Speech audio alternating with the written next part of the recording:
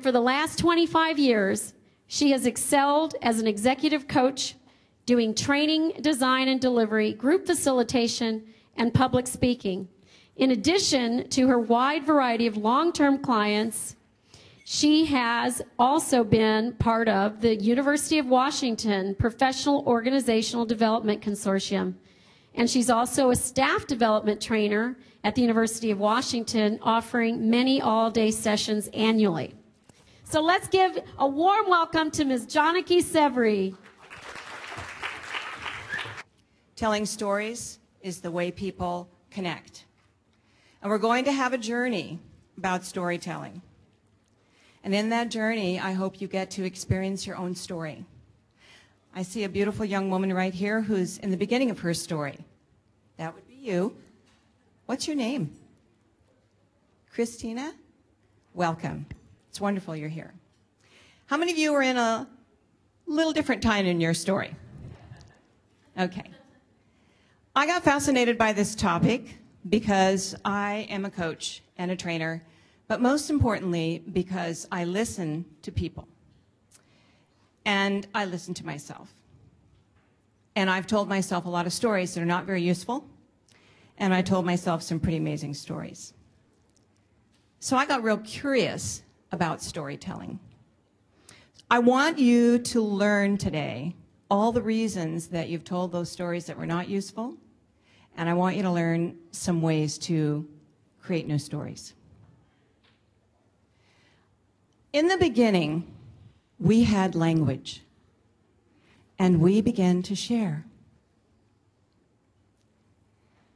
Stories begin with a desire to connect.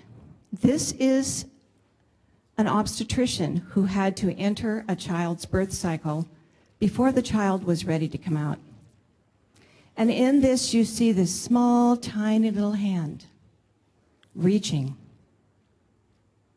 to touch that physician. That child, not ready, reached out. Because just like that child, we're all reaching out. So what is a story? Random House says that it's a written, spoken account of something that has happened, or it's a fictitious tale, shorter than a novel, or a plot of a novel or a drama. How many of you feel you have personally lived in many dramas? How many of you recognize you plotted some of them yourself? How many of you recognize someone told you the drama and plunked you in it? And how many of you recognize it felt like somebody caused your drama? Okay. So we have to take a look at the fact that stories are sacred. The story was the Bushman's most sacred possession. Most sacred. They knew what we do not. That without a story, you've not got a nation, or a culture, or a civilization. Without a story of your own, you actually don't have a life of your own. Storytelling allows us to do many things. It allows us to share our experience. It allows us to construct meaning. It allows us to build armor, to protect ourselves, to express our fears, to teach values, to learn unwritten rules, and also to explain how life and the world works. So when you think about these things, how many of you know right now that there's a story that gives your life meaning? And that there is a story that protects you. Something, someone, some belief about you or someone else are being loved or cared for. And we create these stories. We build them. We're not born with them. However, how many of you know for a fact when people knew you were going to be arriving with us that they actually told stories before you were born about who you'd be and what you'd be and what your value was? It starts with the idea of you. It starts with the idea of creating something. And you were created by someone's idea, by someone's action, by someone's love, or by someone's accident. But you were meant to be here because you made it. Stories are shaped by a lot of things. We say they're shaped by nature. How many of you are told you look like Uncle Bob, or your bottom's like Aunt Mary's, or your nose is like, Susan, right? All in your family, because we have these nature stories that it's genetic, right? And then we have nurture stories. How many have watched people completely change because of something that's happened in their life, someone that's loved them or cared for them or something like that? We have timing. How many of you said, oh, wrong timing? Shouldn't have been there then, or oops, too late, or too soon. We have values. How many of you have different values than people who are in your life? And finance. Who's got a finance story? The one you want, the one you wish, the one you have, the one you're dreaming for? And your health. Do you know if you listen to people for the rest of the day, you're going to hear their stories. And they talk about things all the time. And they talk about things that they don't know they're saying. They're actually unconscious. So I'm 62. I'll be 63 in August. And at my age, a lot of people have a lot of stories. They start about being old. They start about being fat. They start about being no energy. They start about what it's like to age. And so if someone forgets something, instead of just waiting until they remember, they go, oh, senior moment. Oh, heading towards Alzheimer's. And they start saying these things, cancel that thought. And when you do that, your body, brain, and mind are receiving a request. So who told you stories? Your family told you that they love you, and they tried to teach you their world. How many of you know that your parents gave you their best stuff? That they told you all that was important to them? How many of you right now remember things your parents told you that horrify you? And you can't dump them, right? They are alive and well in your brain. They come at the most odd times. Who has those things? The floating dad said thing that, in the middle of a conversation, you have a floating thing. Okay. Speak, please. Woo! Okay. Actually, I'm pretty scary. My hairdresser told me to hop on over to the bowl, and I went like this, and she said, oh, my God, I'm never going to ask you again. One time I had a spiky haircut, truly, literally so much gel that if any guy touched me, I owned him forever. He could not get away. And my children said that I looked like a rooster, so of course I went, arr, arr, arr, arr. So we've got stories at any given moment, right? So your family wanted to love you. They wanted to teach you, and they gave you their best stuff. And they didn't know a lot.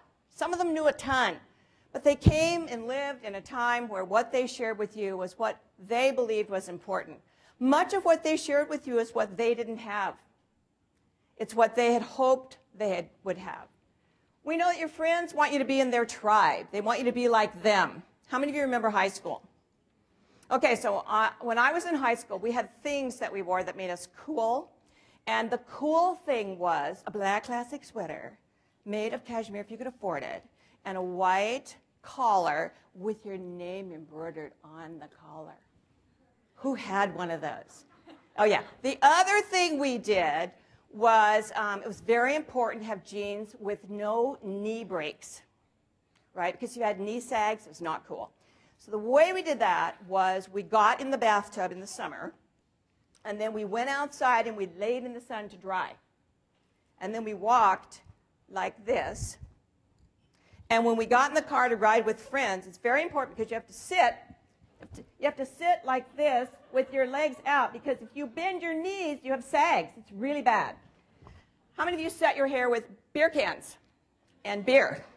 I had a very big do at one point. Okay, and what was it all about? It was about being like my friends, right? It was like being what they're like. And culture. How many of you have culture, family of origin culture? And people tell you that, right? They tell you what's important, and they want you to be like that. And school. They teach you how to learn and teach you how to fit in. For whom? Them. That school. There. Right? Religion. They teach us about God, their perspective, their belief, their idea. And work. They train us their way. The important thing that we understand is that they're not trying to do it to us. But we have such a strong need to feel connected that we start buying a lot of what they say. And at some point, we don't use discernment. So how do your stories get started? Well, first off, what kind of stories did you hear? You know, I heard stories that, that you could trust strangers. People are pretty good. But my girlfriend heard you can't trust strangers. So when I did things with her, when I got on the bus with her, we had to sit in the back of the bus so that those people who got on that were not the trustable kind, and she had a lot of criteria for what they looked like, we had to be in the back of the bus away from them so that they didn't, you know, bother us. And so that was very interesting for me because I had no sense of fear about that. And that's because my parents told me that people were pretty trustworthy.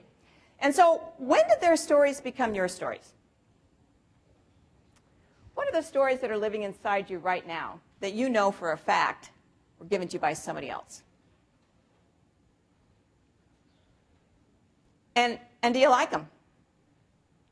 So I have flirted with weight most of my life. At one point I was 190 pounds. And my mom loved me. And so every time I would lose weight, which was yo-yo, I would give away my fat clothes. And then my mom would call me and say, I'm so glad you lost weight, but I just have to ask you the important question, honey. You didn't give away your fat clothes this time, did you? Because you know how you are. So I could never be okay when I'd lost weight and told my mom because I always remembered what would happen. She would remind me, right, about the fact that this is temporary. What's really true is what? You're a big girl. Most people thought I was German. That's not a diss on Germans, but they said I looked like a big German girl. You know, I was like 190 pounds. Big girl. All right. So what stories have you released? I released that story. I'm now a size 6. I gave that one up. But I carried it around for a long time. I had residual fat head. Who knows what that means? Residual fat head is you're a size 6 and you go to the 12s. And then your friends say, that's too big for you. And you go, no, no, no. And then you go try it on and it falls to the floor. And you realize that, matter of fact, you are not a 12. But residual fat head tells you that you might still be. So who listened to your stories? I want you to take a moment at the table and just tell somebody at the table who listened to your stories as a child, who listened to your stories as a friend, who were the ones you went to tell your story to. Just take a moment and tell somebody anything you'd like to about that.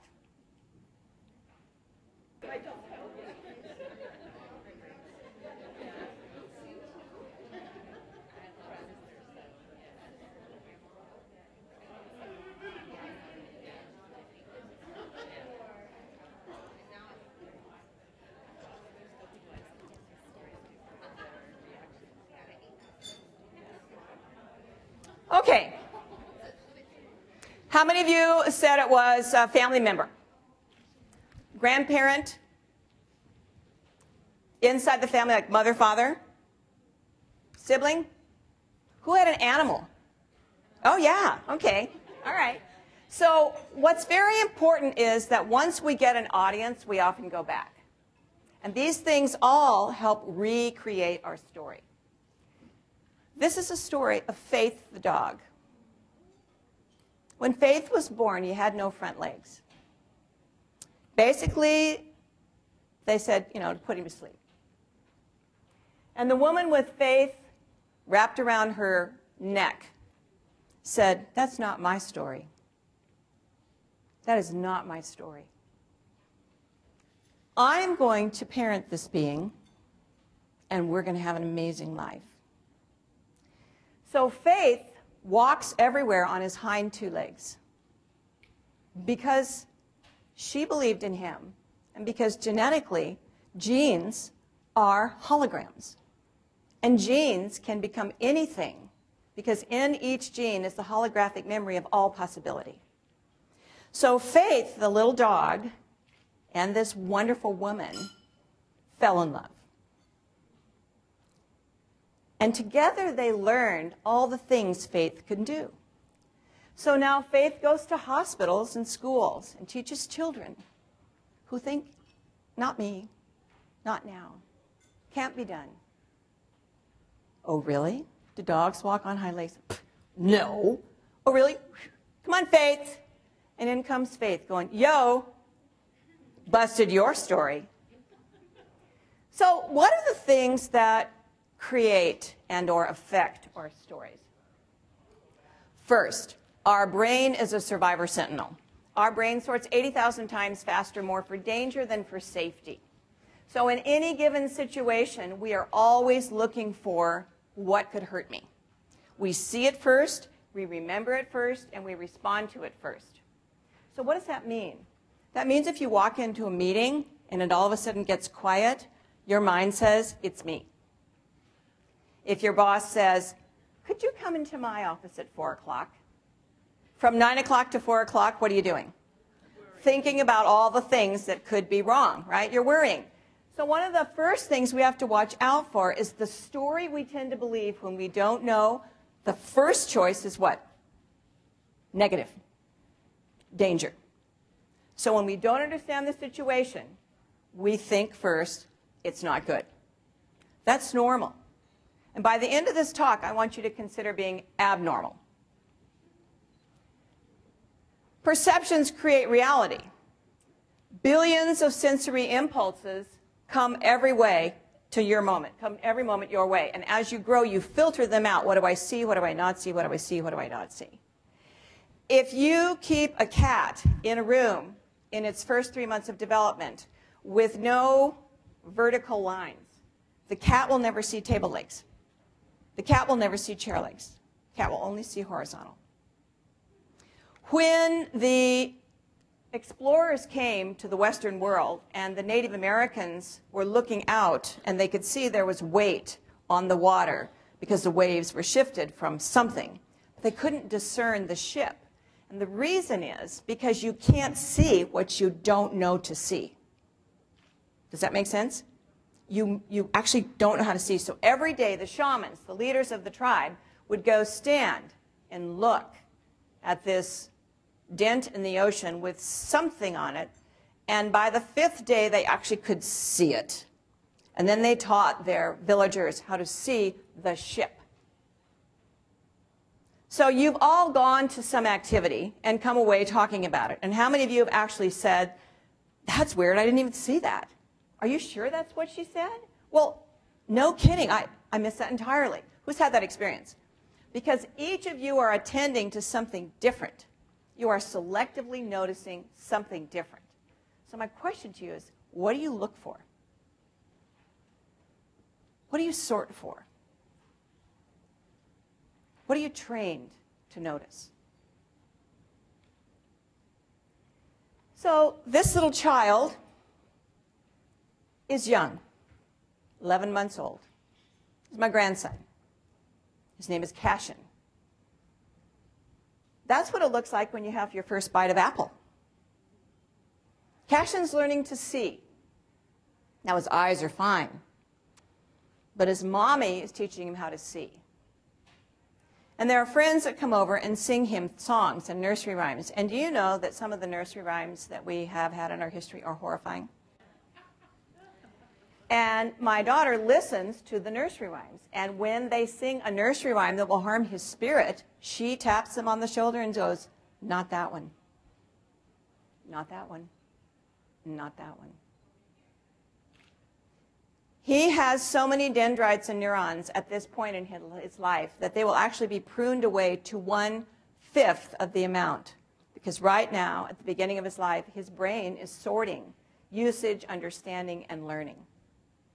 So your attention and interpretations create what you ultimately determine and believe. So she is teaching him what to believe by how she treats him, who she allows in his experience, what she does when he's hurt or afraid. A belief is simply an interpretation you hold to be true. What are the beliefs you're holding? Are they helpful? Maybe not. New ideas expand awareness and they enhance your life challenges. And what's also true is that when you embrace new ideas, your story can change. Bruce Lipton in the Biology of Belief says that, in fact, cells respond to their environment. And the environment that cells respond to is thought. Not DNA. Thought.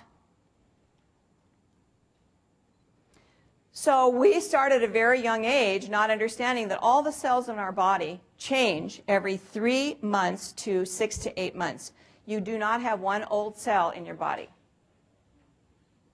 But we know we're going to age. So the cells come back slightly aged.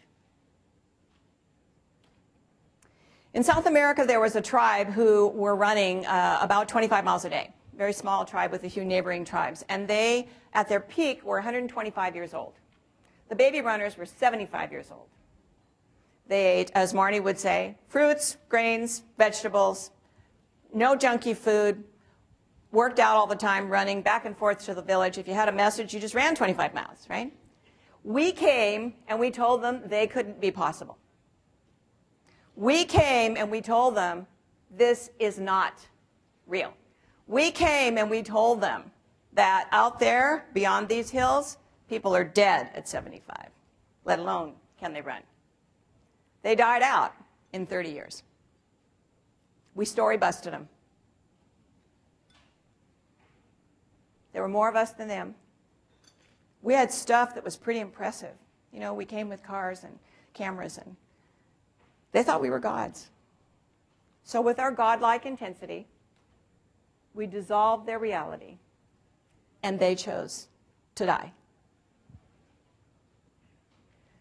We are neuroplastic. We used to believe that we were hardwired, that once we came in, that's how our brain worked. We now know that, in fact, the brain can change shape, change the way it's organized. We can do it through yoga, we can do it through Tai Chi, we can do it through meditation. There are so many things we can do. So even the brain that you've got can be better and improved and constantly grow. We hallucinate as we get older that we are going to have less brain power. What's actually true is as long as you keep pushing the envelope and doing new things, as long as you keep challenging yourself, you will grow more cells and dendrites and neuron connections, which means the only slight difference when we age is a little bit of a difference in the synaptic response, which means that if somebody asked you a question at 20, you might answer it right away. If they asked it to you at 62, they would ask, and it might take you a moment, and then you'd answer. But what happens in that synaptic response is we go right to fear, right? 80,000 times faster. I'm not as fast as I used to be. So what do we tell ourselves? Here it goes, heading downhill. Dementia, no memory, baby Alzheimer's moment. Rather than say, oh, I'll think of it, and then you do. So notice your expectation of yourself, and notice what you do when the self you expect is a little different. Do you love that self and know that that part which you expect is right around the corner? Or do you begin to say, in fact, you told yourself a lie? Do you start believing that what they're saying is true? I had a full hip replacement when I was 57. You have to know I was in competition with the 80-year-olds in walkers. And there was a lot of story out there that a full hip replacement pretty much meant that my abilities would be limited. Don't know if you can get this on camera, but this is my bad leg, right? That's my hip replacement. You should see the other side. So I told my orthopedist that this was going to be easy, and he told me I was a poster child for hip replacements. Was I? Or did I just talk to myself? I actually have a book that has physiology in it, various photographs. And when a part of mine, a body part of mine, is not its best self, according to me, I look at that part in the picture and I image and tell myself, that's a well part. That's a well hip. That's a well elbow. That's a well. And then I close my eyes and I talk to myself and I say, you have a holographic memory. Bless your heart. You can be anything at any time. You can be a perfect hip in a heartbeat. Let's do it. And it happens.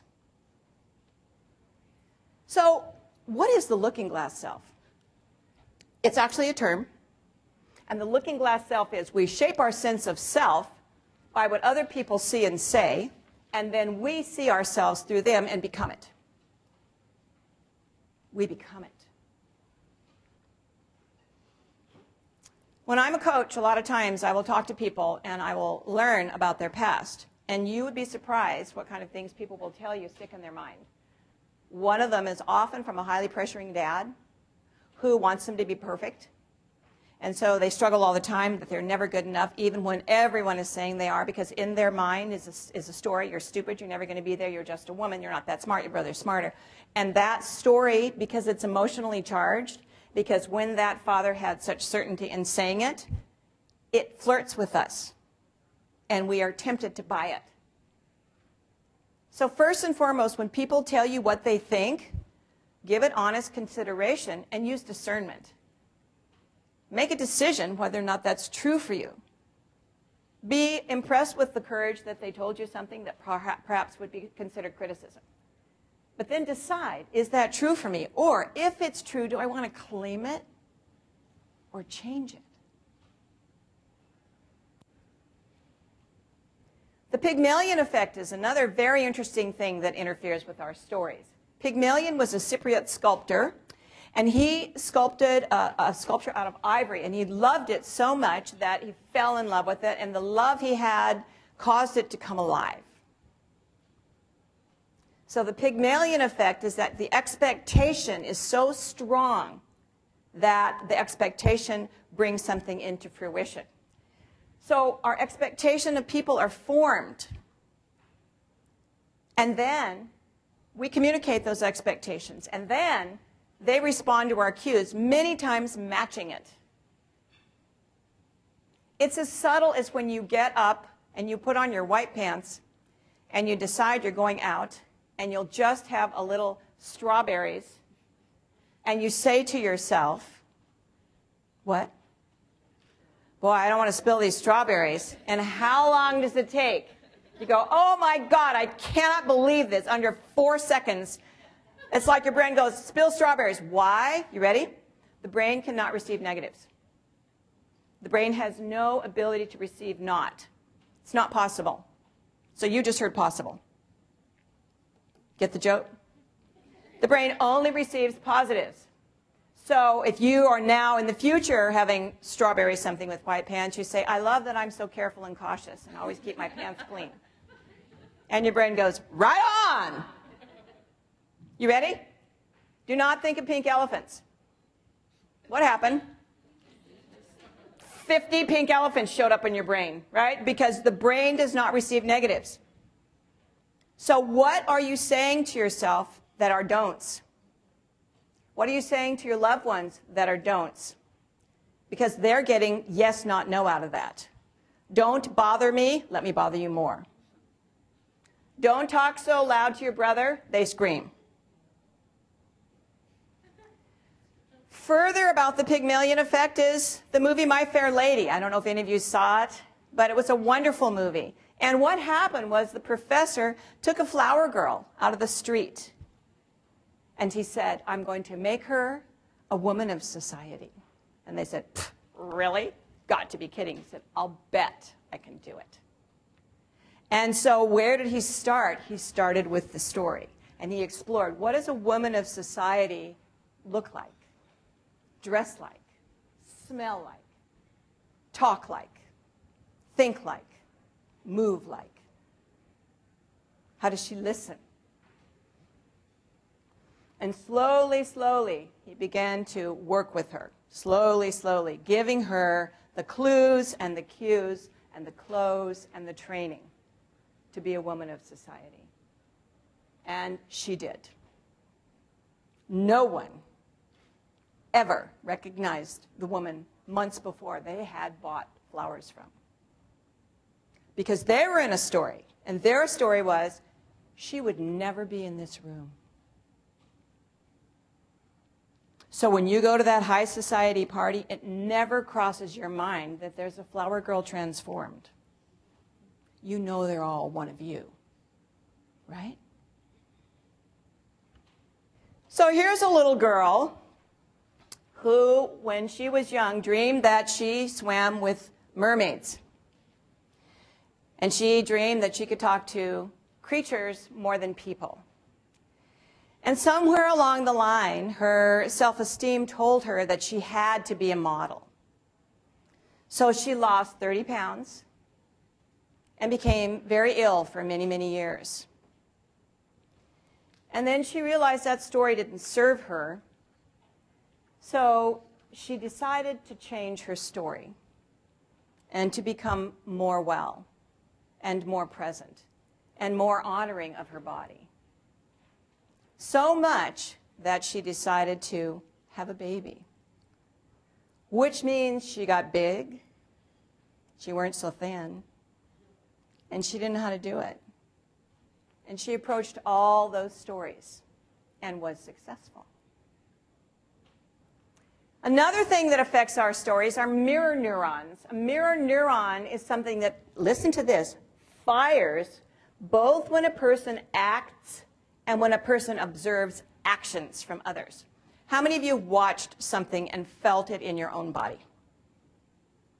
So how you behave and what you do affects the people around you, meaning when they watch you, they can connect to it and actually feel it inside them.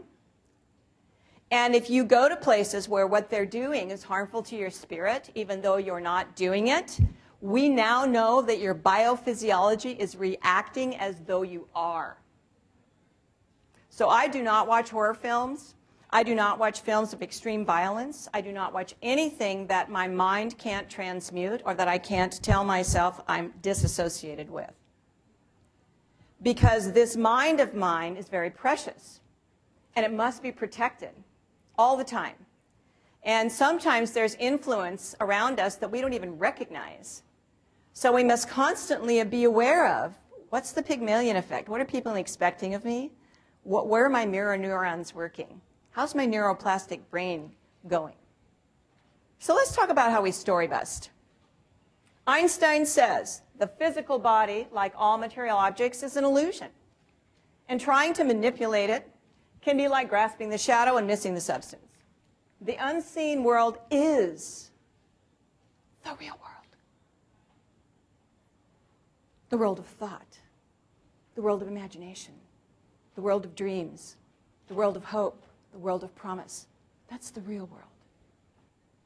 And when we are willing to explore the levels of the unseen in our bodies and tap into that creative power, we are limitless.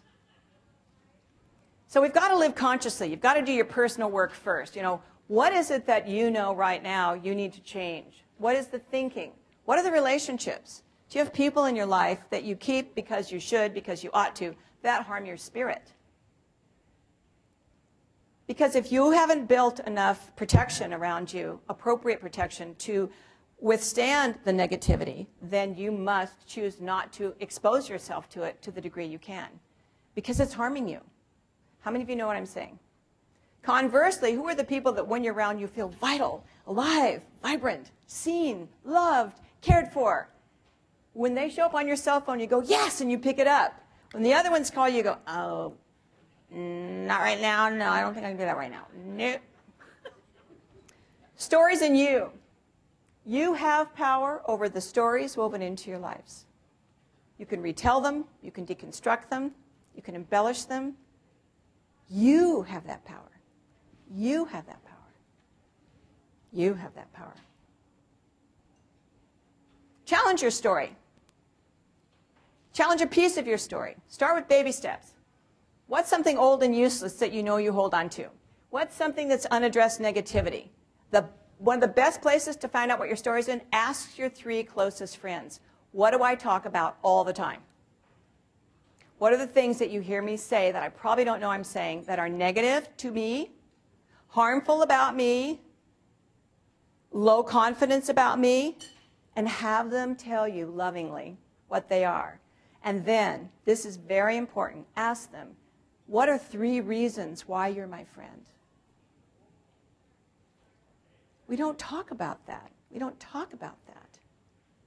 But they love you in spite of all that you're running, because they see you. And you need to know what they see, because that might be something you want to keep. So what's the opportunity? We can unlearn damaging thoughts. We can unlearn validation for others for self-worth. We can unlearn self-statements that aren't useful. We can unlearn actions that are incongruent with the preferred story you want to have. Here's another little girl. This little girl was really smart, very, very smart. She was so smart that she stayed in college so long that at the University of Washington, they said, you have to leave or petition to stay. But she was very honest, and so she wasn't going to butter up to people. So she got a degree in anthropology, but she forgot the part about buttering up to the professors and going on a few digs. So 2 years later, she worked in a restaurant and as a waitress for a couple of years because she'd been going to school forever, right? And then she applied to UC Davis. And her letter started with, I've been kind of doofing around for a while and I thought I'd go back to school. She didn't get in. And her story was, I'm 25 and I'm a failure. And I said, you live in a world. You live in a world full of rules. And the rule to get into graduate school is you are dying to get in, that your life depends on it, that if you don't get in, you will be miserable forever, that you have done 7,000 things and 450,000 people have talked about you, and you have a story and a file and a presence, and you deserve it. She said, I'm more honest than that. And I said, well, don't know how this is going to work out. But she knew she wanted to go to school, so let's talk about thought. Her very good friend's parents has a visiting professor from South Africa. And she met him at dinner a couple of times, and they really hit it off. He, too, struggled from abject honesty. And he wrote back to the parents of her friend and says, we cannot find any graduate students worth their salt here at all. And they said, do you remember that girl that you liked so much that was so honest? She's looking for a graduate school. So this girl is now going to the University of the Witwatersrand in Johannesburg, South Africa, in geophysics and paleontology, studying the behavior of carnivores in caves. Rotate the entry point. Give up old thinking that's not useful. Seek new information. Avoid dead-end thoughts. See information from a new perspective and use lateral thinking skills. This gentleman is on a ledge. You can't see it, but he's on a ledge over Niagara Falls. He's hallucinating that he's going to take a picture of Niagara Falls. But you know, I don't know about that. He might. Use lateral thinking. Be more flexible. Don't get hooked by things. Be willing not to be right. Restructure. Create unique interpretations. When I get on an elevator and somebody says, nice outfit, I always say thank you. And 60% of the time, it wasn't directed at me at all. But I know for a fact that when I get up to go out, right, like here, I kind of dress myself up. And I probably do have a nice outfit on. So I might as well just say thank you, because I know I got one. Are you stuck in your reality? Ask for help. How many of you have one or two really good friends that you can story bust with? That they'll tell it to you like it is. And even if it's really painful, you do too. I'm so proud of you. Even if it's really painful, they'll tell it to you. And they'll do it honestly, and then they'll remind you they still love you. In the business world, we do multi-rater feedback, where I report on myself, and then people get the same tool on me, so we respond to the same questions. And one of the questions around the people in a company is, are they honest? If you get to pick who you give your feedback to, aren't they going to lie because they're your friends? I said, you know what's really interesting? They don't. They want to help you. They don't want you to lose your job. They don't want you to not be successful. So they love you so much, they tell the truth. And I love that. You have to start reframing. Reframing is changing the meaning of something. You change the meaning, then it has a different experience for you. So when we look at the frame of things, the way we take in the information depends on the perspective we're living in. If I see that I'm negative, and I see that life sucks, and I see that I'm 62 and going downhill, cancel all these thoughts, please, God. And I see that, you know, my memory loss is moving fast, right? Then anytime anybody says, I'm sorry, what did you say? My brain will go, see, I can't even talk now. How many of you understand what I'm saying? Once you get on the downward cycle, that's where you stay. So you have to choose to be on a positive cycle. You have to choose to hold your interpretation. If the first one you got was negative, which means you're normal, okay? Know that that's your story because it's the way we think, and then flip it, right? Flip it. When my daughter had second degree and slight third degree burns from split pea soup blowing up in her face because a pressure cooker lid was taken off too soon. And we went to the emergency room, and her face was red from here to here. And they came in, and they said, okay, we can give you medication in a sock, and we'll have to see. And she said, will I scar? And they said, probably. So they left, and she looked at me like doe in the headlights, and I said, it's a story. It's a story they're required to tell because they have evidence that some people do. Do you want a scar? She goes, no. I said, let it go. Just a story. So they came back in and they said, we're going to give you 473 pounds of Percocet. Because tomorrow you are going to be not okay. You are going to be in so much pain. Because she was in the not yet pain stage. They left. I said, do you want to be in pain? She said, no. I said, it's a story. Let it go. So we went home, and some of the people I contacted are in this room, and I sent out a prayer chain. I said, we're holding for 3 things. 1, it'll be like it never happened. There will be nothing to indicate anything on her face, and she will experience no pain. And I did work on her cells. We chatted all night long. And she woke up the next morning, and she said, Mommy, I don't have any pain. And 3 weeks later, we went to the emergency room where we didn't make an appointment, but I knew the gal was at this location, and I just wanted to see her for 5 seconds. And we pulled this sock-filled, gauzy, goopy thing down for her to look at, and she said, what did you do? I said, we just did some cell talk. Because she has no scars. It's like it never happened. She never used a Percocet at all.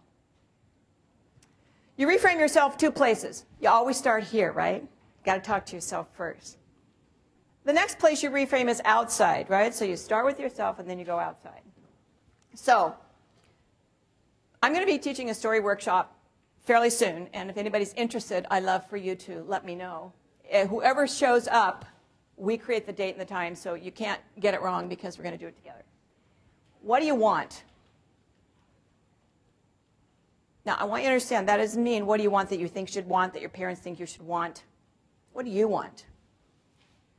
What will you see, hear, act, and feel when that happens for you? How will you know that's it, right?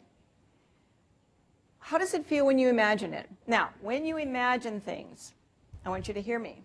You imagine them as though you're doing them. So for many, many years, I wanted to be a speaker, and I was a special ed teacher for 14 years. And so I practiced imagining I was a speaker. Now, that wasn't me looking at me on the stage. It was me like now. I can't see my face. I can see my hands, and I can see you. So I imagined myself looking out into people and sometimes seeing my face or seeing my outfit by looking down, but I actually didn't see me in it. I saw you in it. So when you're creating your story, build it from the being in it. You're living it. It's not a movie out there that you hope you get to be in. It is you living it. And what attitudes are going to preserve your story? The beginning, the story is a lot like a sapling in the woods. My yoga teacher said that the way we keep saplings alive is we put a little fence around them because the trunk isn't very strong. And the little creatures will nibble on it and it'll die. So you got to put a fence around your dream, right? You want to only tell certain people. And you got to make sure that who you tell can see it in you and will help you live it. So when you create your story, you select the story you want to change. You create a willingness and desire to change it. You've got to be willing to do the work. Create affirmation statements. Remember past feelings of success. This is very important. The body remembers a success experience in it. So the way you create the experience of success is you go to a previous success and you claim those feelings. You claim that experience and you wrap it into your new story. Generate the feelings and then feel certainty about your outcome. And then act as if. We know that the brain can't tell the difference between real or imagined. We know that. The brain cannot tell the difference between real or imagined. To the degree that if you repeat something and embellish it and live it enough, you can embed a memory in your brain of something you never did. You are programmable. You are programmable. You are programmable. Looking better than data, but you are programmable. What are you doing with your input? Your output looks pretty good to me right now. So, know the story is changing. Bzzz, it's coming. Keep designing, but don't design how it happens. Know the outcome. When you get all picky about the details, you get stuck. Just see it as it is. Done. Trust it. Believe it. We know the most powerful thing to change your life is your own certainty. Your own certainty. Who were those beautiful girls? Mine. That's baby Eleni and baby Alexa. They're amazing. Amazing. And their story's not done. What does Yoda say? Try. There is no try. There is only do or not do. Thank you.